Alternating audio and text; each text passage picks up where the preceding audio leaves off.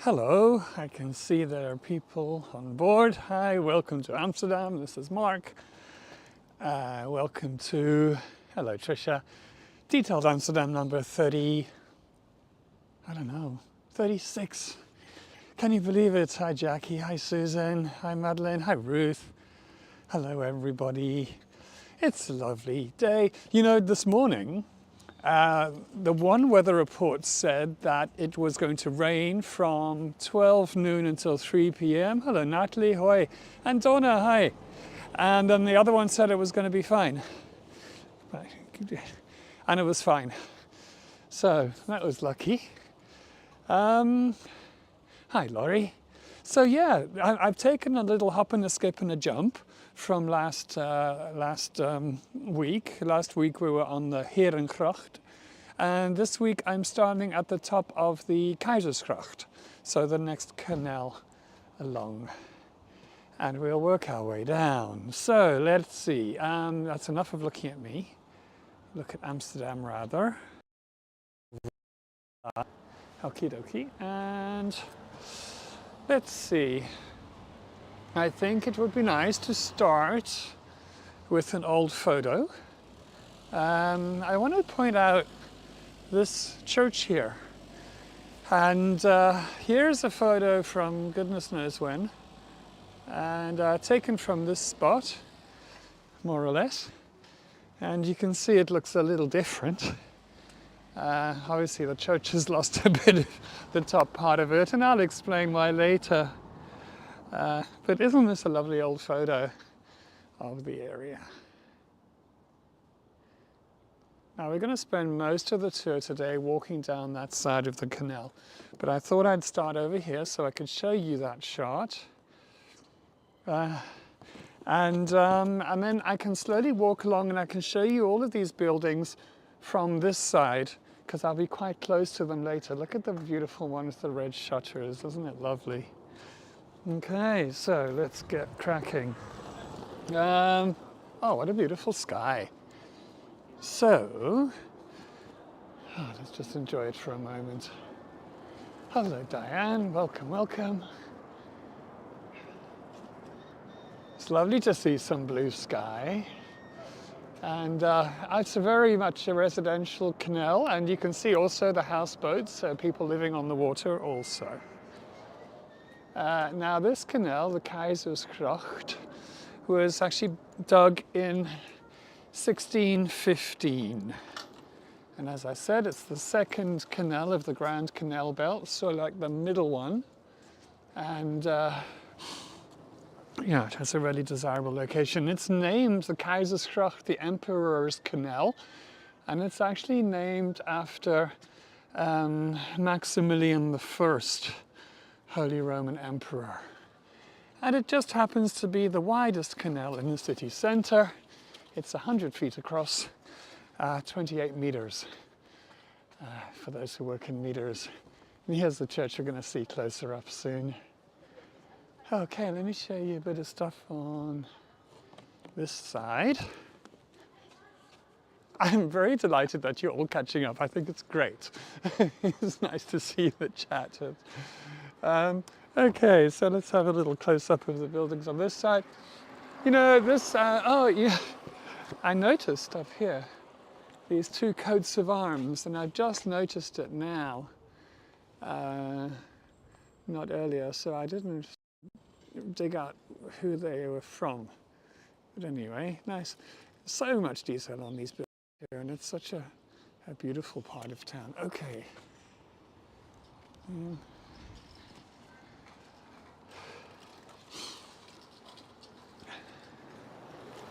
That's the spires of what's known as the Posthoornkerk, the Posthorn Church.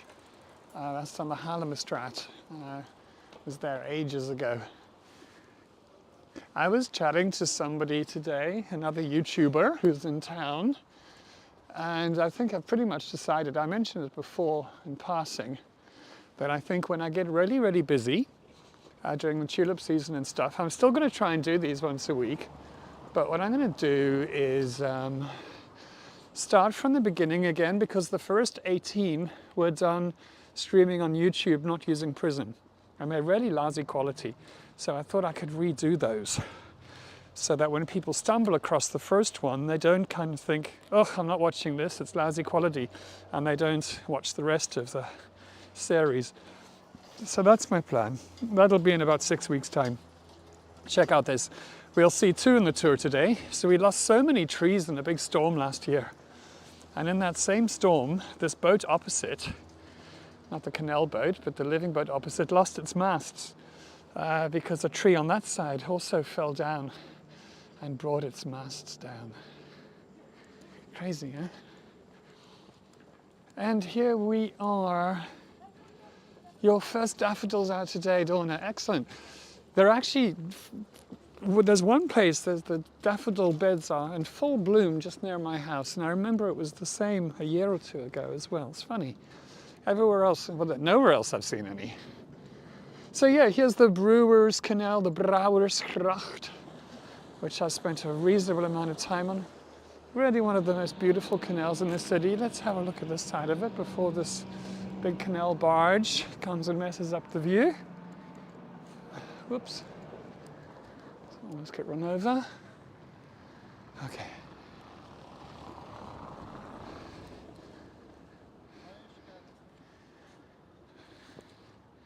It's kind of timeless, isn't it? Timeless, except for the cars. And here comes this big monstrosity of a boat. The canal buses, these are.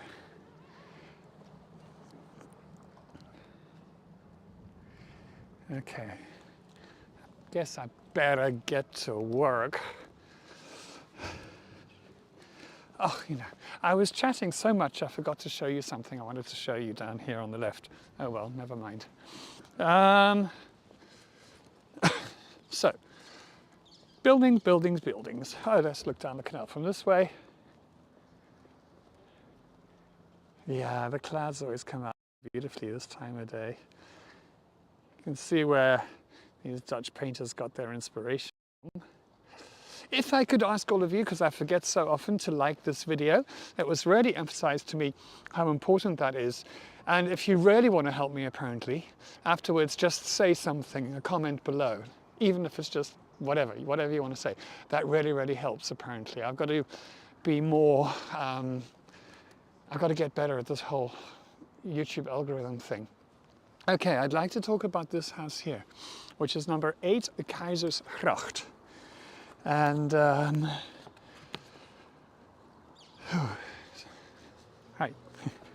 So, this was home to the Reverend Johannes Paulus Stricker, and he was an uncle or cousin, I'm not sure, to Van Gogh. Good old Vincent, yeah? And he had a daughter, Kay, that was her nickname, K-E-E. And she lived here with her dad, the one, the kind of Renaissance looking one with the white stonework and the orangey brick. Now, Vincent was nothing if not, how would you say? He was a bit fanatical, shall we say. And what he did is he bombarded her with letters declaring his undying love. And he always kind of overdid everything. So he probably completely freaked her out. And he asked her for her hand in marriage. And her response was, never, no, never. You might think that that would have kind of given him a sign that, you know, she wasn't really interested. But he came here in 1881 in November, and he was standing outside this house here, and he rang the doorbell, and the family was home. And she pretended not to be home, so the family like covered for her, said, no, she's not here. And he returned back a few days in a row, and he was sort of greeted outside by her father. They were starting to make fun of him now, you know, just because he was being so obsessive. Let's cross over here. And then what he did is he was standing here, poor tortured soul that he was, and he had a gas lamp with a flame, and he held his hand over the flame, saying, at least let me see here for as long as I can hold my hand above this flame. Somebody blew it out because it was just getting too weird, and his hand was actually visibly burnt and injured for weeks afterwards. So this is where poor Vincent had his second sort of rejection in love, because he'd been rejected before as well in England. Sorry, I was just not, there was somebody standing outside, so I didn't want to get them in shot, which is why my camera work is a bit weird. Okay. So, let's see. Good old warehouse here. The next one's number 60. Oh, this is the one we're looking for. Yeah, Vincent was a bit, he's not quite right in the head, really. Okay. A lovely house here. Very simple, just 3 windows wide. Lovely little 15th gable. And you'll see that there's actually a plaque on the side of this house.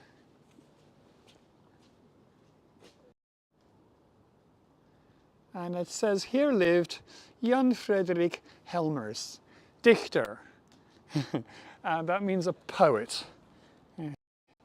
So he was a poet, and he lived during the French period, so when the French were in control here, and that's sort of about 1795 to 1813. And he actually wrote a patriotic poem. It went on for sort of 6 chapters, but here is just 2 lines from it. He wrote it in Dutch, obviously, but the lines are, I rejoice. No greater good has ever caressed my soul than I, Netherlands, was raised upon your soil. And he would have been arrested by the French, apparently, for writing sort of patriotic propaganda, but he died before they could get around to doing that. So that worked out okay for him. Okay, and here is an interesting house here, a real kind of, how do you say, eclectic style, very busy, very, very busy. And let's have a look at it.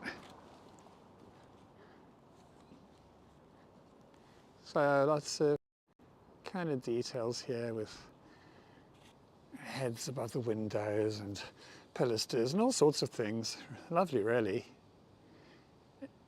It was built in the 1880s for a wine merchant. Actually, up here you can see it says Bordeaux, and a lot of wine stored in the cellar. And hello. Hi. Nee, I'm talking about the dichter, the poet. Oh, the Who, Helmers. yeah. Yeah, talking about Bordeaux and the wine merchant. Well, I'm actually live. I'm doing a live thing with some people. I walk around and talk about the art and the architecture and the history of the buildings. And Is niet zo prettig? no, I didn't see. If I see people, I never show them. I'm actually just showing the building and stuff. So, yeah. Okay. Yeah. I actually make a point of pointing away when I see people, so because I know that people don't like it. Yeah. Yeah. So you were not in anything. I'm just showing the thing on the side of your house. Yeah. The lady came outside from the house of the poets, and you know, people often come out and talk to me when I'm doing this because they don't like it that I'm in a public place pointing a camera at a building for some reason. Anyway, so I built in the 1880s, and they had a wine cellar in the basement, and there's some really beautiful tile work here in the entrance. There's 2 entrances. They both have tiles, and tulips here.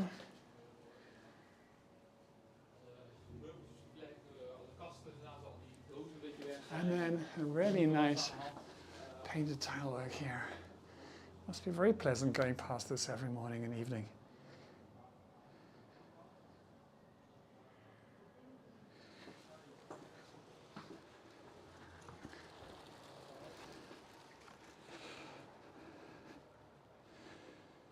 Oh, there's a nice view here. So,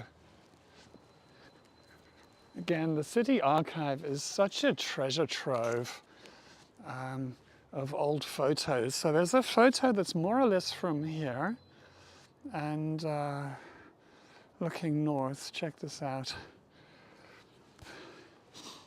Again, the only real difference really seems to be the cars.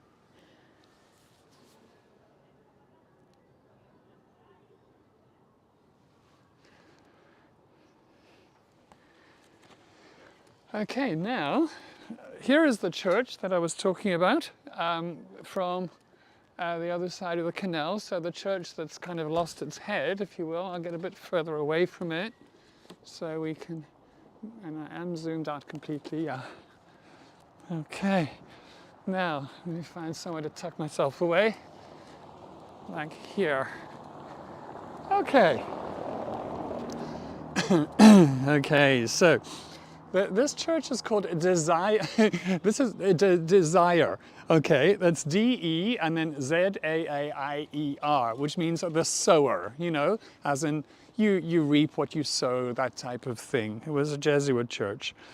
And I just realized when I was thinking about this, de Zaaier, the sower in Dutch, of course, sounds like desire, D-E-S-I-R-E in English, which is kind of funny.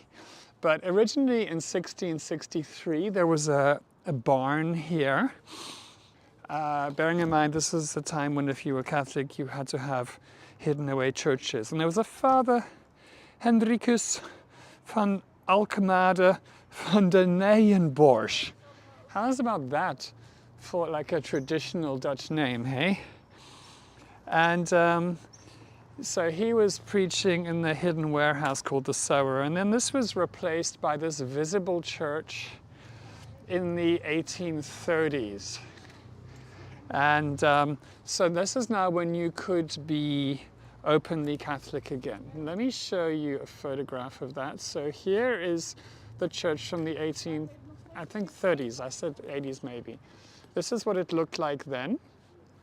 So clearly you can see it's lost its pediment, it's lost its balustrade at the top, and the statues and the little tower. Now, this church is in what's called waterboard style. Now, there's a bit of a story here, and I'd like to sort of clear it up because a lot of incorrect things are said about this. People often say, okay, then that the churches, the new churches that were being built were being controlled by the National Water Board, and people said that they made the churches look like this because that was the style that the Water Board knew for its own buildings, which is not actually true. The Water Board supervised the process of new churches being built, and this just happened to be the style of the time, which was neoclassical. So this assumption is incorrect that the style was actually prescribed by the Water Board. It wasn't. It was the fashion. And there were many churches built like this in the same style that had nothing to do with the Water Board. So just clear that one up. Anyway, clearly it lost its head. So that's a shame about that. And those came down in the 1920s. Let me show you the interior of the church, which is pretty stunning. This is inside when it was still a church. So very, very detailed and just a lot going on. Great, huh? So different to the Protestant churches. I mean, they couldn't be more different. Certainly a lot more to look at in the Catholic ones, but then of course in the Protestant ones you were meant to be focused on the Word.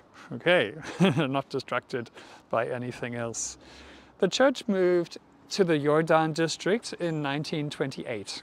And the building became a distillery, then a warehouse, then an office, then a garage, then a gym.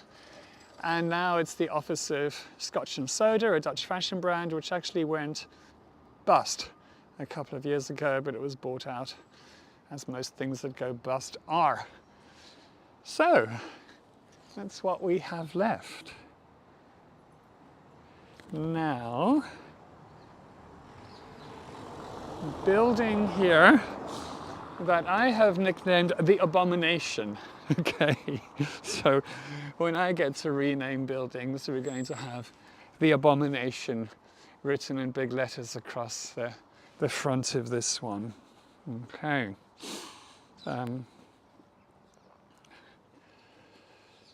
So it's contemporary, obviously. When I say contemporary, from 1990 and 1991, an apartment complex. And I'd like to just have a look at these here because I'm going to show you what this replaced, okay? I'll do it from this angle over here.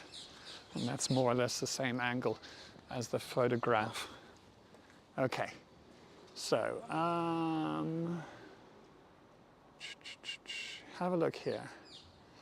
Here's the warehouses I just showed you, and then to the right of the warehouses in the left-hand photo was the building before, and then in the photograph of the right was the second half, because this is a very wide building. So this is what was here before. I mean they're not particularly spectacular, but I mean they're kind of pretty. And then somehow this was allowed. You know, the neighborhood signed petitions against it because they thought it was horrible, and yet it's still here. Hello, Ronnie. I don't know if I said hello earlier. So some other photographs just to show you. At least, well, this is what happened. On the left of the photo is this big building. And then on the next canal over, on the Prince's Canal, they also have a very similar building. But at least, I think, as a sweetener, there's a nice garden in between. Okay, so obviously to be enjoyed. Oh, I thought I could make this bigger. Here, you know, by the residents of these two big buildings. I mean, I'm sure the apartments are very lovely and all that, but they're just really ugly, aren't they? Yeah, thankfully, that kind of thing is I don't think it would fly nowadays, so you never know. The strangest things have happened. Yeah, I suppose so. The blue pillars. Anyway, here, this is more like it. These are called the Greenland Warehouses, and they were built in 1621, and there were 5 of them. There were 2 here as well. Okay, and at least 3 of them, I mean, they're in really beautiful restored condition with their stepped gables, so traditional. Now, they were built for the Noordische Compagnie, the Northern Company. We've heard of the Dutch East India Company, the West India Company. There was also a Northern Company, and that had a monopoly in the Dutch whaling industry. So ships would sail north in the summer months, and they would go hunting, mostly whales, but also walrus, seals, and polar bears. Poor old things. Look what's on the side of this building.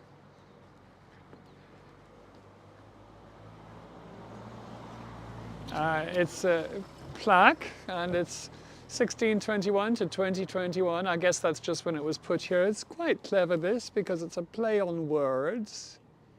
Let me just zoom in for you. Oh, see? So there's a whale with a big tear. And walvistraan means whale oil in Dutch, if it's one word. And walvistraan, in 2 words like this, means walvis is whale, wallfish, because I guess like a wall, and traan is tear. And obviously the whale is crying because it's being hunted. So anyway, that was just out the way. So yeah, a bit more about these. These warehouses had 6 meter deep, I don't know if I'm, oh there we go, 6 meter deep like whale oil pits in the floor of each warehouse. And they could hold 10,000 liters each. That's, yeah, Susan the rail was crying because it's, yeah, I don't think, I mean, obviously it's horrible being poor whales. So the 10,000 liters, that's 2,600 US gallons in each warehouse. Had these huge big pits in the basements, and they would also store the oil in barrels up in the attics. And in the 1970s, The other two burned down, the ones that were here. And this was made into apartments shortly thereafter. And apparently they still had oil on the walls, causing a problem with paint, even after the renovation of the 1970s. I guess you get that when you have something here for so long. This I always found fascinating, this tiny little gap here. You know, when I lived in England, I was involved in, oh, thank you, Wang. I was involved in property development. And, you know, this is obviously just screaming out building plot. You know, there's a building plot here. And I don't know who owns this little section, but you put a building on it, and of course, it becomes vastly more valuable. Well, there was a building here. I found a photograph of it. Look. So here are the warehouses, and here's the building that was in this position. And you can even see the tiny little door at the bottom of the photograph, and then the tiny little door on the left here that's actually still there. Now this building was demolished in 1936, and it's been vacant ever since.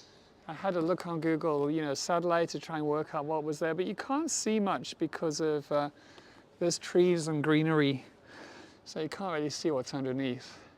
I'll just say it's a very, very expensive parking space by the look of it. Okie dokie. Let's just show you, let me do a little pan around. You can see the other side of the canal because the light keeps changing and it all looks so pretty. Oh, let's just put another urban myth to sleep. Maybe I've spoken about this before, maybe not. You see this thing here? Oh, look how beautiful the sky is. This thing here, when I started to be a tour guide, oh gosh, way back in 2011, there was a story told by the guides of the company that I worked for, a free tour company, that these things were the ladies' toilets because there'd been big protests about ladies not having toilets and that type of thing, and that they were all locked up in the end because of the period where we had a drug epidemic here. And that's absolute rubbish, absolutely made up. They are actually part of the city's electric supply system. So if you went to the bathroom in there, it would be the last time you went to the bathroom, okay? But it's funny how these stories just take hold, even though they're complete nonsense. Crazy. Okay. Now, I found a gable stone. What is one of these tours without a gable stone?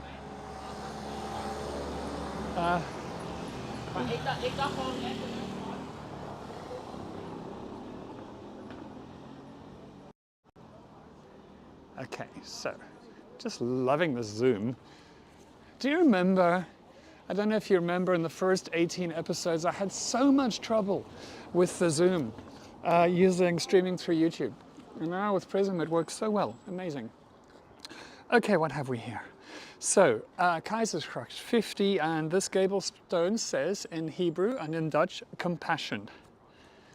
And the picture is of a falcon with its 3 chicks. Now this is a variation of the image of the pelican feeding its young with blood from its chest. And that is the bird representing the Eucharist normally, so it's a variation on that. In the 1600s, there was a regent family that lived here, and their surname was Falconier, which means falconer. And that's why the stone is here. There's a beautiful detail about the door here. Check it out. It just zooms in a bit too much for this. Look at this lovely window. Remarkable, huh? Yeah, Ruth, this gable stone's from 2000. So it's a modern gable stone commemorating, you know, the people who lived here a very long time ago. I'm not sure why it's in Hebrew. I don't have an explanation for that, just beyond the fact that it is. Okay. Yeah, so Hebrew and Dutch. Let's see. Quite busy with traffic this evening. The sun is really picking up nicely on the top of these buildings. Let me show you.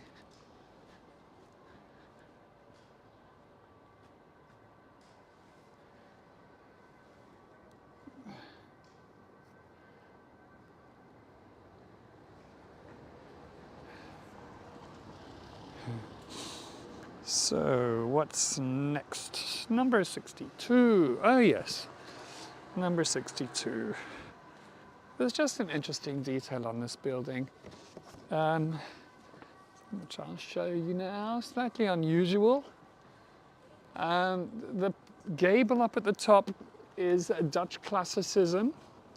So what Dutch classicism means with these neck gables is it's always got an element at the top, either the typical triangular one or a segment one like this. And then you can really see all the detail quite nicely on this one. Little flowers and grapes and what have you. Normally it's so indistinct that you can't tell what these things are, but this one's clear enough and close enough, and yeah, very pretty. Yeah, you know, going to the bathroom can be dangerous here. Normally it's about 12 people, 12 men a year die from falling in the canals. Oh yes, what's so special, not special, unusual about this is you see here, that's like a column capital. So this is a pilaster, it's called. So it's not a column, but it's in brick, and it goes all the way from here, unbroken all the way to the top, and it stands out from the rest of the building. So that's a pilaster, and then it spans many, many floors. So when a pilaster spans many floors, it has a name. It's called of the colossal order. So that's the colossal order. And I'm hoping like crazy we can see something through this window here, looking at the ceiling. It's an office, so it's not somebody's home, so I don't feel so bad about peeking through the window. I'm really hoping we can't really see it. That's a shame. There's a big, in this house, beautiful ceiling paintings, and when I was walking here earlier, I thought, wouldn't it just be amazing if we could see that, but it's too light outside still. So this house here, it's from 1619, but it has a facade from the 1730s. Louis XIV, if anyone's interested. A lot of floors, you get really fit living in this house. Okay, so in the 1800s, it was owned by the Zaaier family, importers and exporters from the Dutch Caribbean islands and Suriname. Now the ceiling decorations, let me show you a photograph of one. Here you go. So it was a Catholic family, and this ceiling painting is of prudence. This is one of the 4 cardinal virtues in Catholicism. And you know it's prudence because of the snake and the mirror. Now what the snake is representing is the need for caution, and what the mirror is representing is the self-awareness essential to be able to show caution. So there's oh, thank you, Susan. Susan, your slicey is winging its way over to you, so you should have it soon. And more buildings, more buildings, more buildings. Some parts of the city lend itself more to history, others just to buildings, but and so many interesting little touches and flourishes, and so all these buildings are in such good condition, hey? I mean, really, it's like the amount of maintenance done here is just phenomenal. Okay, now, we're just about done. I realize I haven't thought of a quiz question yet either. Normally I do that when I'm coming in on my scooter, and I just completely forgot about it. There's a funny little alleyway here. check out this door here to the tiniest alley, and it goes closed to the public now. But the alleyway is 90 centimeters wide. I think that's about less than 3 feet. Let's see. So we can go like 1, oops, 2. Yeah, it's like about 2.5 feet wide. Crazy, huh? So this was the alleyways changed names over the centuries. And oh yes, I see there are more people watching as well. If you could please like the video and please leave a comment afterwards saying anything nice, hopefully. In the 1600s, this was known as Schilderssteeg, so a painter's alley, and then in the 1700s, currant alley, and the 1800s, window alley, so a much named alleyway. Okay. Leading to houses behind. Oh look, and here, I told you there were 2. It's crazy that this still hasn't been cleaned up from the big storm we had last year when so many trees went down. Oh, this tree went down on top of the houseboat. Yeah, I remember seeing footage of that. So yeah, the houseboat had its whole roof kind of pushed in. Okie dokie. Now, looking up the Keizersgracht, and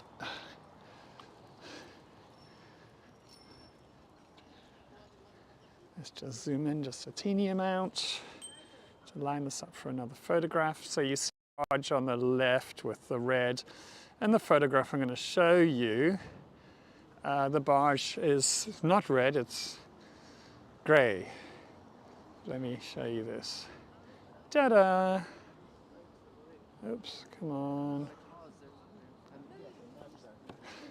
So this is the same spot. I haven't done this for a while. I bought some new skates a couple of years ago, and intending to skate, but of course it hasn't frozen enough to skate in the center at all. Okay, now I need to think of a question, a quiz question. Okay.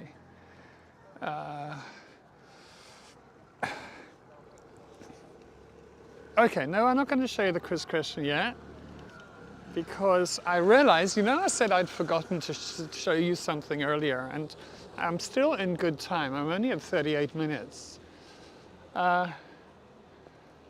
So I lost track of the chat. What does who do? What is it that they do? Maybe you're talking amongst yourselves and they... What is it? What do... If you're... So I'm not sure what the topic's on. But there's something else I can show you. So,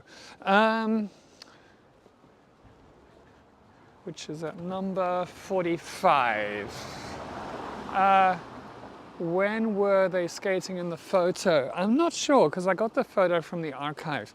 But the last time I remember skating so much like that, there were 2 on this canal, and the big canals was about 2011 or 12. And so that's when that was. And then with the first year of Hago, just when I started, we were skating on the canals that year. But not on the big ones, more on the side canals, the smaller ones. It was, some people skated on the big ones, but I'm not so crazy about the idea of falling through ice. So I didn't. Let's see, so this is where we started more or less.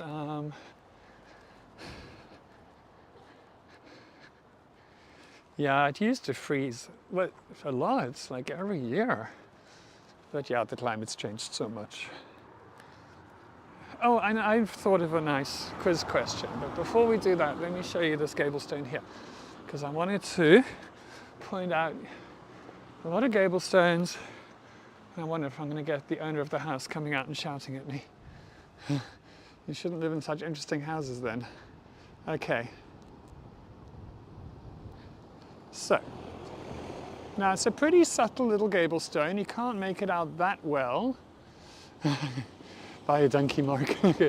But there's a woman in the middle with a child in her lap and a small child next to her. Now, let me show you where that was taken from.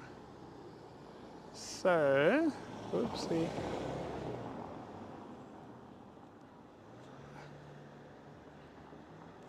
Okay. Okay.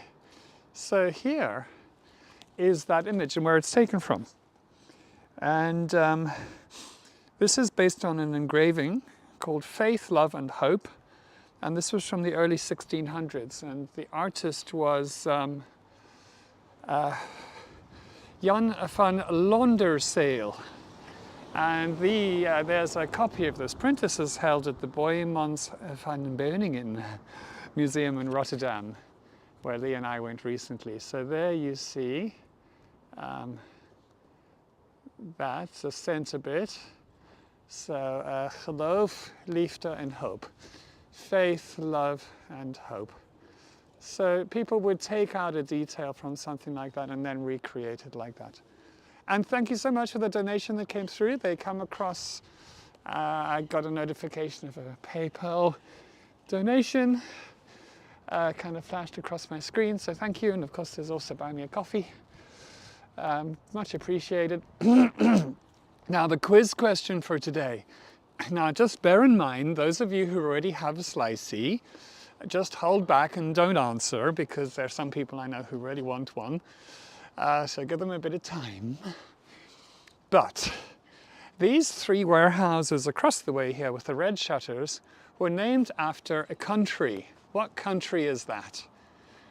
To give you a hint, the country is north, and these are the warehouses where the oil from the whale industry was stored.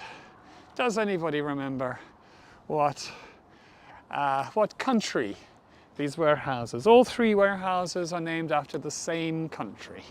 Gosh, it's cold. I got cold wind. Yeah.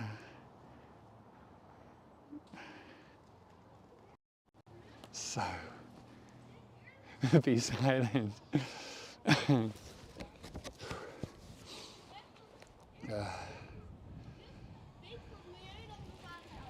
I know there's a lag. And just, there's been much confusion recently about who answers things first. And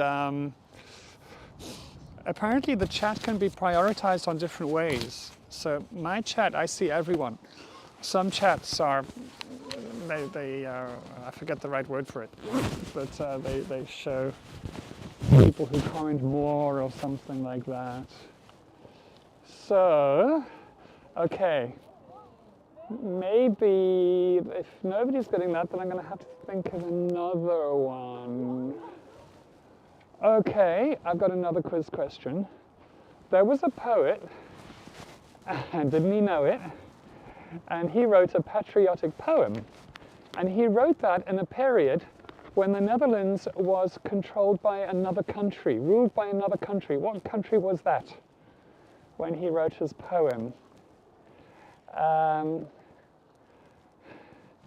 No, Ronnie. We've moved on from that, though. It was Greenland, by the way, but that one's gone now. So, which country was ruling the Netherlands? And I've got the poem written here. And he wrote, "I rejoice, no greater good has ever caressed my soul than I, Netherlands, was raised upon your soil." Which country was ruling the Netherlands? Absolutely. We have France.